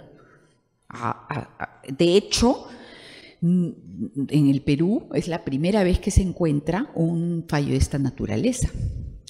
Mejor dicho, este sería un reconocimiento meramente jurisprudencial, pero si yo extiendo la solución que se ha dado al daño moral hacia el daño punitivo, entonces podría ser que esta generalización termine siendo excesiva, y eso va a ser cuestionado, ¿no? Otra estrategia. Bueno, de esto algo hemos hablado, la coherencia, cohesión. Muchas veces esto guarda vinculación también con la congruencia. Es más bien que tanto hay una conexión lógica entre todos los argumentos que se plantean. La cohesión revela, como dice la doctrina, ese grado o ese acercamiento, ese grado de unión, interdependencia entre los elementos lógicos. Ustedes han planteado excepciones, esas excepciones están siendo consideradas al momento de resolver, o por último, ustedes han dicho, yo voy a tratar estos temas en mi investigación y finalmente, al momento de desarrollarlo, me olvido de un aspecto medular, ¿no? O en todo caso, no hay mucha lógica. Es más, me puedo haber planteado la defensa de los daños punitivos y de pronto hay por ahí argumentos que yo misma me estoy contradiciendo. No hay cohesión. Ahora, la solidez argumentativa más bien apunta a una adecuada fundamentación, que en este caso es teórica, ¿no? Y para lo cual es importante lo que ya hemos visto, que es el citado. A ver la siguiente. Aquí hay unas ideas que se plantean en torno a argumentación, son ideas de digamos, un jurista que también está ocupándose de esto, que es, digamos, cómo la argumentación debería plantear, qué orden. Primero sería un aspecto narrativo en general de cuáles son los, digamos, aspectos que voy a tratar en una investigación, explicarlos con ayuda de las definiciones, proceder a argumentar y después las conclusiones, ¿no? A ver la siguiente. Claro, las conclusiones deben desprenderse de lo que se ha tratado anteriormente, ¿no? Debe ser resultado de esta cuestión narrativa, de los conceptos que han sido utilizados y finalmente de la propia argumentación. Ahora también para la cohesión, por ejemplo, es importante el uso de los conectores lógicos. Aquí sí ya me estoy refiriendo un poquito a aspectos lingüísticos. ¿Cuáles son estos conectores lógicos, no? El y, el además, el también, asimismo, por añadidura, ¿no? En primer lugar, que no está acá, de la misma manera. Esos son conectores que nos van que van vinculando lo que hemos dicho, un aspecto, incluso nos dan a entender en el aspecto de redacción, si yo utilizo un sin embargo, estoy planteando algo distinto, de lo que se ha planteado anteriormente.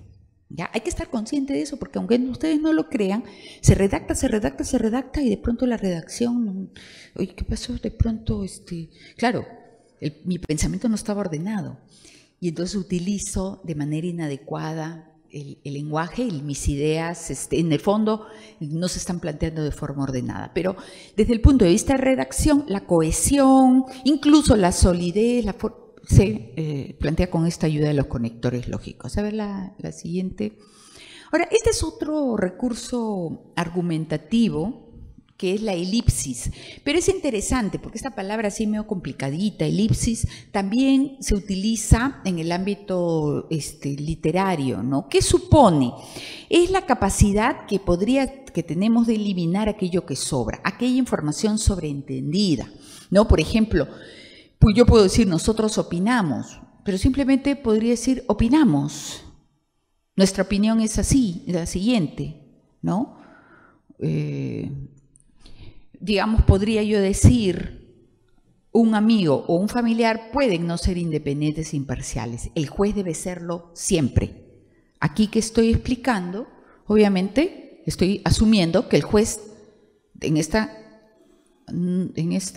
frase también el juez sobre todo debe ser siempre independiente e imparcial. Un amigo, un familiar puede no ser.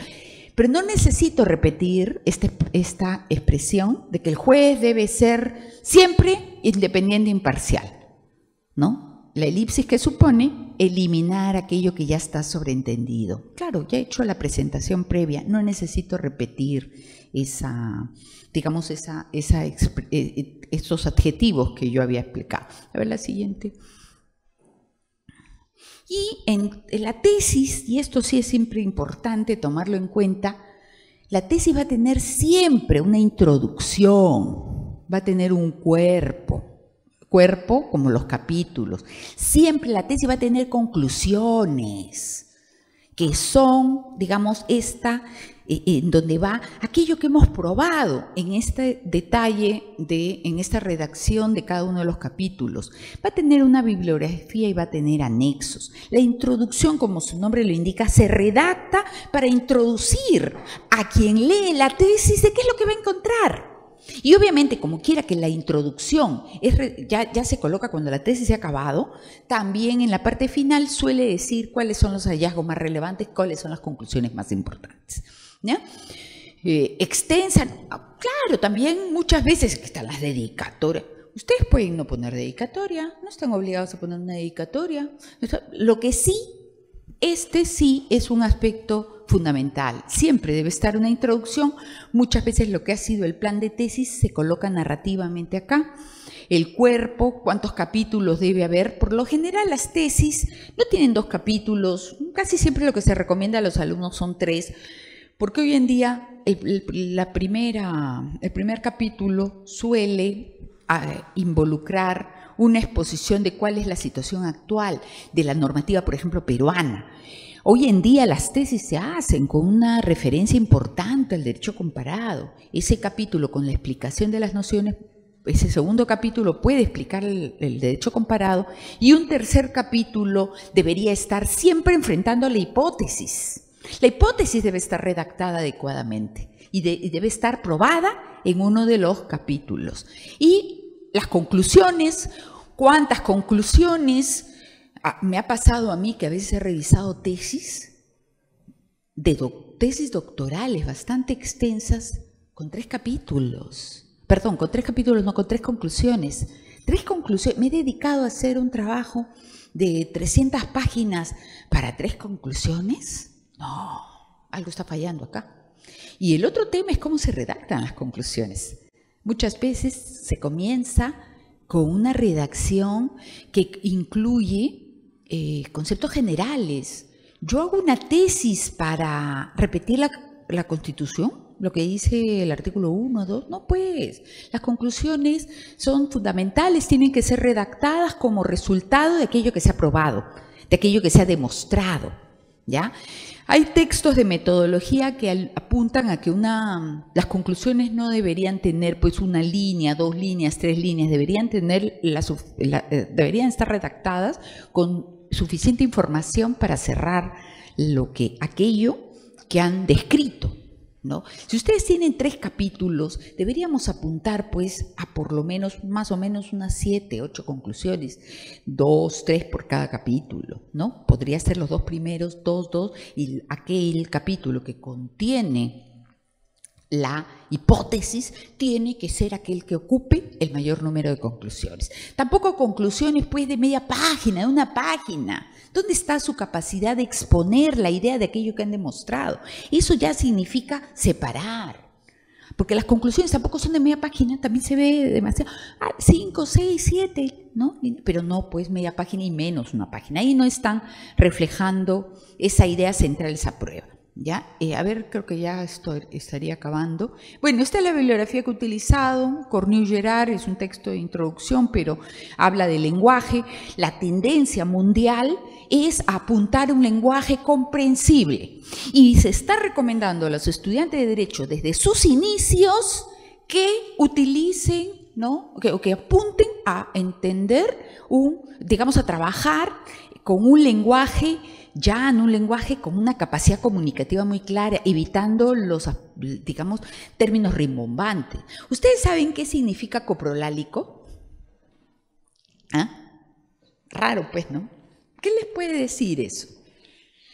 Yo podría utilizar un término de ese tipo si, bueno, si estoy explicando lengua o si, por último, ese, como otros términos, podrían ser apropiados dentro de un lenguaje muy técnico específico. ¿Pero saben qué significa coprolálico? ¿Ah? Vulgar. Así es, una persona que tiene un lenguaje vulgar. Decir un lenguaje vulgar está expresando muy bien la idea, porque yo les he visto la cara cuando he dicho coprolálico. Pero como bien ha explicado su compañero, uniendo, ¿no?, estas raíces griegas copro y lálico, ha llegado al significado. Pero utilizar en la tesis, ¿no? Hay una serie de términos técnicos que pueden, en todo caso, claro, si digamos la función es expresar el uso del lenguaje, estoy trabajando propiamente con el lenguaje, puede ser, pero ¿por qué no el lenguaje vulgar? Es más fácil, la persona no tiene que ir al diccionario a buscarlo. Y en ocasiones hay un lenguaje rebuscado que se utiliza. Bueno, la tendencia es esa, la tendencia es a buscar que las sentencias sean comprensibles, en un punto medio entre el uso del lenguaje, del vocabulario jurídico específico y la capacidad de comunicar una idea y que eso sea entendido por los que se llaman, por los justiciables, ¿no? Por todo. Y finalmente, pues también que podamos nosotros como profesores utilizar esas sentencias para enseñar, ¿no? Evitar arcaísmo, ordenar las expresiones, apuntar en estos aspectos que significa una parte considerativa, la parte explicativa y la parte resolutoria, pues aquello que se está mandando. Entonces, bueno, con esto ya concluyo y paso más bien a las preguntas, ¿no? Espero pues haber insistido, aun cuando he hablado de aspectos de redacción, no entro en cuestiones de lenguaje porque esto nos daría un tiempo, pero obviamente una sentencia, un trabajo de tesis, hasta la misma exposición, sustentación que hacen, no puede tener faltas ortográficas. Ningún trabajo de investigación de nivel puede tener falta, ni siquiera en un blog. La verdad es que en ese sentido es importante. La tendencia en los últimos años es a que a través de los mensajitos estamos cambiando el lenguaje, pues, ¿no? Estoy, ¿qué se pone? ¿No? Se suele poner estoy. ¿No? Pues, ya, o X por, ¿no? Bueno, pues un trabajo de investigación no puede, pues de ninguna manera, ¿no? Recurrir a eso. Y la propia exposición tiene que ser cuidada. Hoy en día tienen que utilizar también los recursos del propio Word. Si ustedes revisan el programa muchas veces de pronto aparece una línea roja abajo que les está indicando que no han utilizado adecuadamente, ¿no? Hay un problema de sintaxis, hay un problema de gramática. Pásenos por el corrector, pero también lean lo que les dice el corrector, que no se queden que la máquina es la única que trabaja, porque el ser humano es el que controla la máquina. máquina. Bueno, espero que les haya servido, ¿no? Sí, pues han estado aspectos de redacción, pero sobre todo una redacción vinculada al fondo y cuál es la función de cada uno de los documentos, en todo caso, en materia de investigación. Y bueno, la finalidad misma de la sentencia, algunas cosas parecen evidentes, pero no lo son tanto. Aunque ustedes lo crean, los errores se cometen. ¿Ya? Muy bien, entonces aquí yo termino y paso a las preguntas. Muchísimas gracias por su tiempo y bueno, sí, pero no me aplaudan todavía, pregunten, pregúntenme, estoy a su disposición. Y no tengan miedo, porque realmente, sí, a ver qué es, sí. ¿Cómo no? Sobre el TAS. ¿El qué? El TAS, bueno, está resumido, pero generalmente el TAS hablan sobre la tesis, antitesis y el síntesis. Bueno, pero esa es una propuesta que más bien está, bueno, que tiene una filosofía muy particular, ¿no? Que tesis, antítesis y síntesis es propio de un esquema también de filosofía, ¿no? Pero lo que pasa es que no es que necesariamente tenga que haber una antítesis. Evidentemente, la tesis lo que representa es la presentación de un problema de relevancia social. Y en ese problema el rigor le manda a usted, el rigor de investigación, digamos la seriedad con la que asume la investigación, lo va a obligar a señalar argumentos a favor y aquellos argumentos que le dan la contra, aquellos argumentos que no van en la misma línea, tener la honestidad de plantearlos. Y lógicamente la tesis plantea un problema, plantea digamos, una hipótesis frente a una pregunta de investigación con una hipótesis. Esa hipótesis tiene que ser demostrada y plantea finalmente conclusiones. Ahora, que en el debate de la tesis, obviamente el jurado tiene que plantear las observaciones o el cuestionamiento para, digamos, en todo caso, para demostrar el conocimiento que puede tener, esa es otra cuestión. Pero la tesis no necesariamente en su desarrollo va a tener que plantear una idea, que le digo, el propio investigador no podría estarse contradiciendo a sí mismo, plantear una antítesis. Lo que sí, evidentemente, va a recoger esta situación problemática, va a recoger aquellos argumentos teóricos que sustentan, que refuerzan su propuesta, pero también aquellos que la rebaten. Y entonces tiene que dar una respuesta y tiene que, digamos, rebatir esos argumentos en contra. Una tesis perdería rigor si solamente se ocupa de aquello que han dicho, que dice la doctrina en un momento determinado y que solamente refuerza su opinión. No, tiene que plantear, tiene que incluir aquellas opiniones que lo contradicen, sobre todo si son propias del estado de la cuestión. Porque ¿qué puede ser? Pues un planteamiento que hace 30 años planteaba algo contrario a lo que esta persona puede estar planteando en su tesis, y lo plantea hace 30 años de forma contradictoria, pero ya nadie sigue esa teoría, ya nadie sigue esa propuesta, ¿no? Pero, reitero, la tesis no supone una tesis, antítesis y síntesis, no está, porque es más, incluso las conclusiones a las que llegan no plantean una mera síntesis. Allí hay un trabajo, ¿no?, de generación de nuevo conocimiento, en donde finalmente la persona recoge aquello que cita, digamos, todas las expresiones teóricas de ese momento que favorecen como que atacan. Y lógicamente tiene que reflejar esta capacidad persuasiva también, ¿no?, que está digamos, la cita, ¿no? Esa es la... y hay doctrina bastante desarrollada en cuanto a que esa es la forma de organizar, ¿no?, un proceso demostrativo en el que se parte de un problema, se parte de, digamos, demostrar, bueno, se parte de un problema, se parte de presentar una hipótesis, una respuesta ante ese problema, eso se prueba y se concluye. Es un proceso que sigue estas pautas. ¿Alguna otra pregunta? Ay, sí. Buenas tardes, buenas noches. Bueno, más que una pregunta, quizás un poquito un comentario sobre lo que está usted exponiendo, respondiendo a la pregunta de aquí, de compañero de exposición. Está bien, me parece, el tema de quizás no abordar en el fondo una teoría desfasada.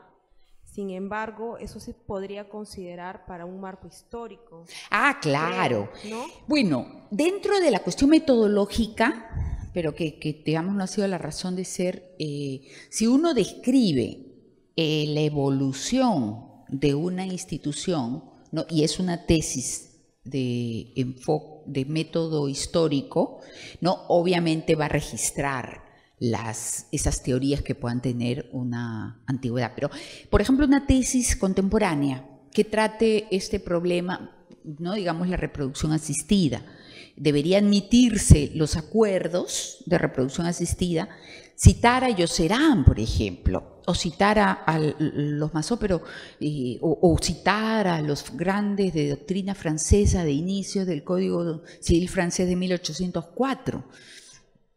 ¿Qué pensaban ellos? Ellos no se imaginaban que alguna vez iba a ser posible separar óvulo y espermatozoide en un laboratorio, dejarlo congelado y colocarlo nuevamente dentro del cuerpo de una mujer. Entonces no tienen mucho que decir. Si yo hago un estudio histórico, ahí sí podría ser, ¿no?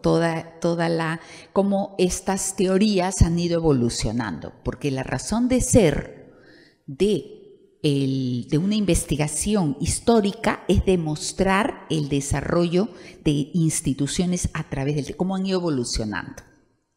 ¿Ya? Cómo han ido evolucionando. Entonces, pero normalmente se hacen pues tesis, yo me refería más bien a estas tesis que abordan problemas contemporáneos y en donde utilizar un material muy antiguo no va a tener la vigencia, la riqueza para tratar la doctrina frente a estos problemas que, por ejemplo, la ciencia nos puede plantear ahora, que no es un problema que existía hace 100 años, ¿no?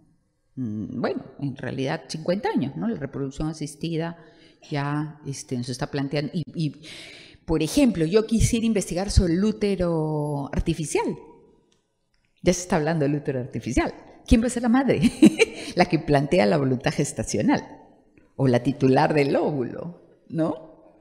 Pero se da cuenta, por ejemplo, en el útero artificial, la doctrina podría ser que me sirva para contextualizar, pero eso no me sirve para mi discusión actual, porque hace 100 años la única forma de traer hijos al mundo era la natural, ¿no? Aunque dicen que los egipcios ya planteaban algunas formas de ayuda, ¿no? Pero que no significaban coito, pero bueno, es lo que se suele citar en nivel histórico. Pero yo tendría que en una tesis de ese tipo abordar la doctrina actual, ¿no? Las discusiones actuales, porque tienen que ver con el estado de la discusión jurídica frente a un problema novedoso, un problema de la ciencia. Esa es un poco esa explicación. Pero desde el punto de vista metodológico, las tesis pueden enfrentar, desde el punto de vista de métodos, pueden ser tesis exegéticas, dogmáticas, exégesis que plantean un estudio de la norma jurídica escrita, de fuente legislativa, dogmática, con doctrina, una investigación histórica, ¿no? Que hace una reseña de cómo ha ido modificándose una institución a través del tiempo, sociológica, en donde también está la investigación antropológica, ¿no? El grupo social. Y bueno, se habla de investigación funcional porque trabaja con, por ejemplo, la jurisprudencia, ¿no? Porque el juez siempre se va a pronunciar frente a una situación real, al funcionamiento efectivo de todas las instituciones frente a los casos concretos. No se trabaja en tiempos contemporáneos con una metodología puramente exegética, porque eso tiene un momento histórico determinado, ¿no? Pero sí se trabaja con varios métodos, ¿no? Al mismo tiempo, por lo general, las tesis contemporáneas están trabajando método exegético, cuando hay normativa escrita en el derecho peruano, dogmático, que es la doctrina, que piensa los jurisconsultos emblemáticos, y el funcionalismo, el método funcional, que supone también incorporar la jurisprudencia. Se está trabajando con él. Y es más, la verdad es que la investigación contemporánea está siendo interdisciplinaria también. Eso es un nuevo paradigma que supone que la investigación jurídica también articula otra información. Ya en el análisis económico del derecho se ha articulado el derecho con los mecanismos propios de la economía, ¿no? Por ejemplo, maximización, el ser humano como agente, pues, razonable, ¿no? El consumidor razonable, por ejemplo, nociones de razonabilidad, pero desde un punto de vista económico. También en ciertas tesis se está trabajando nociones de psicología, por ejemplo. Ahora, el Poder Judicial en ese sentido sí ha tomado algunas, se le llama en psicología constructos, ¿no? Que son nociones propias de la psicología. Por ejemplo, la alienación parental. En el Código Civil no vamos a ver, Código de Niños y Adolescentes no vamos a ver, pero es una forma de maltrato. Es cuando se produce una alienación hacia los hijos. ¿Por qué? Porque los padres, los cuidadores, los abuelos, la novia del padre, el novio, hablan mal a los hijos de los padres y le crean entonces una percepción deformada de una situación que no obedece a la realidad. Eso, por ejemplo, la alienación parental es una noción típicamente psicológica, propia de las evaluaciones de psicología. Y sin embargo, el Poder Judicial ya lo recogió, ¿no? Así se está trabajando. Se está trabajando, sobre todo en trabajos de investigación, incorporando no solo varios métodos, sino también una perspectiva inter y multidisciplinar. Esos son los nuevos paradigmas en investigación. Vamos a salir un poco del tema de redacción. Pero, por ejemplo, si ustedes hacen un trabajo interdisciplinario, también los términos psicológicos, por ejemplo, si hicieran un trabajo no de ese tipo, los tienen que utilizar de manera adecuada. Si hacemos un trabajo, por ejemplo, del daño minero, de cómo la minería, ¿no? O cierta minería informal, en fin, actúa dañando a las personas, debería yo conocer esos términos técnicos.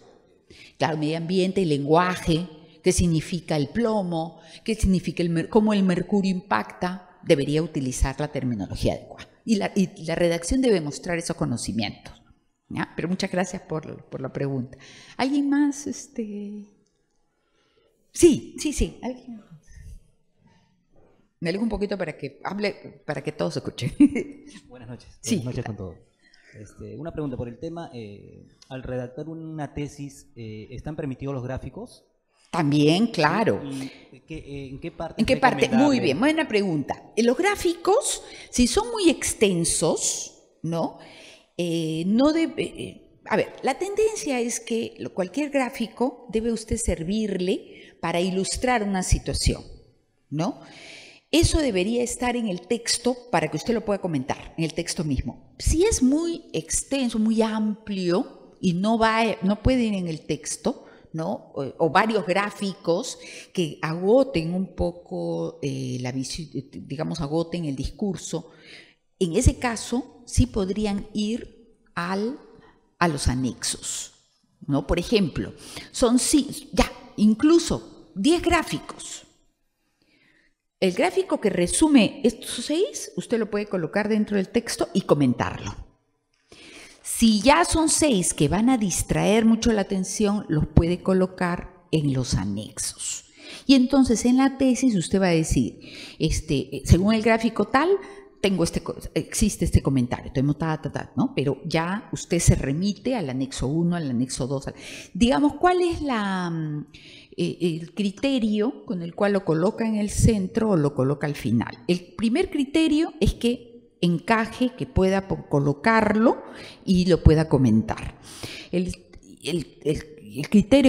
segundo criterio más importante en realidad es la relevancia. Debería haber empezado por ahí, ¿no? La relevancia, ¿qué tanto lo coloca ahí para comentarlo? Porque es relevante, fundamental.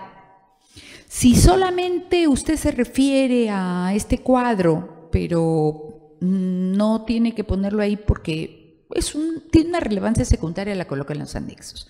En ese sentido, también hay que tener cuidado, no excederse el número de material que coloca en los anexos o gráficos, porque cualquier información que usted coloca, sea en el texto o sea en el anexo, es para comentarlo. Es para comentarlo. No es, las tesis no se venden, las calificaciones no se ponen al peso, ¿ya? Se ponen por la características cualitativas que tiene la tesis. Y a veces los alumnos, pues, tienen una tesis, ¿no? A ver, me entregan una tesis de 300 páginas, de las cuales 150 son gráficos, son anexos.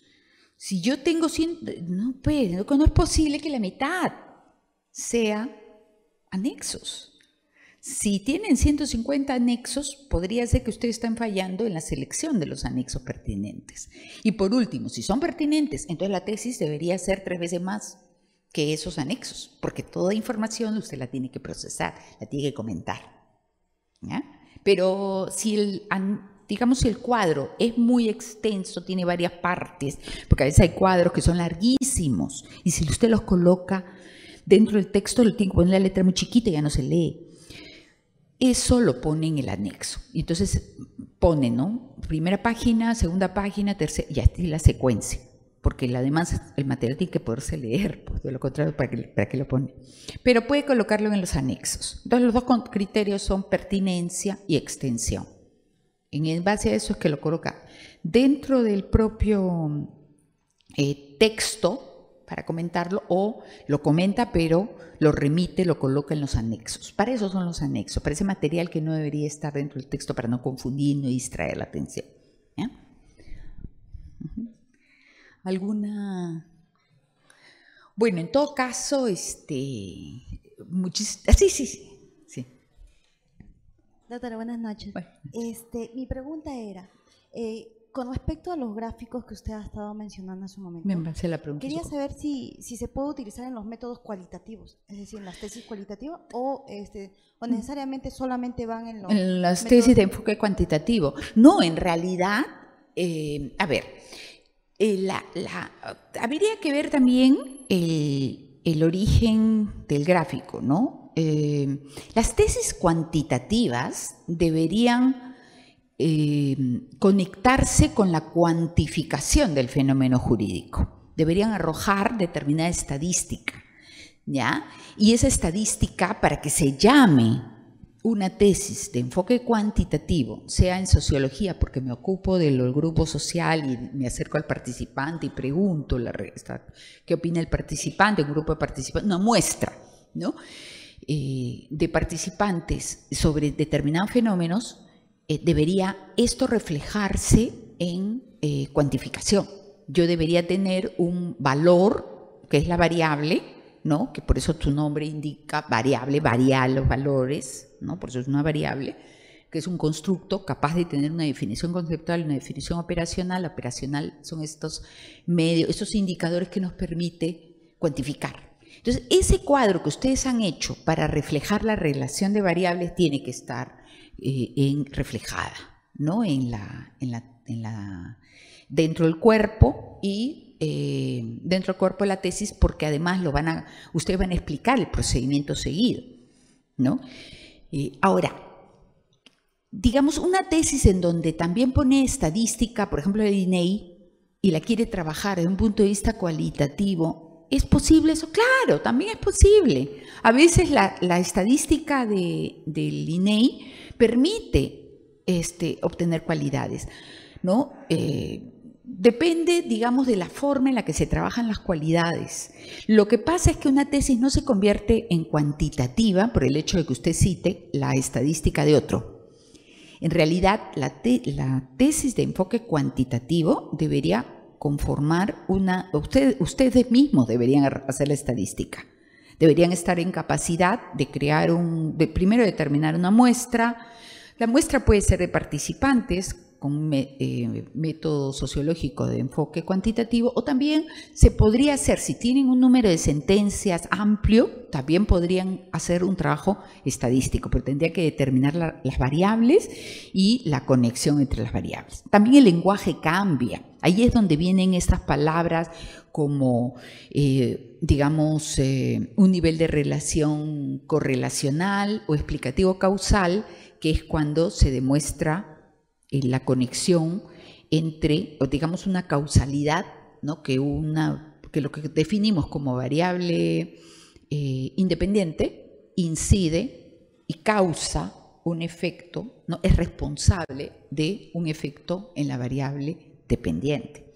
Para eso hacen ustedes la estadística, se habla de niveles de significación, en fin, tiene todo un lenguaje particular.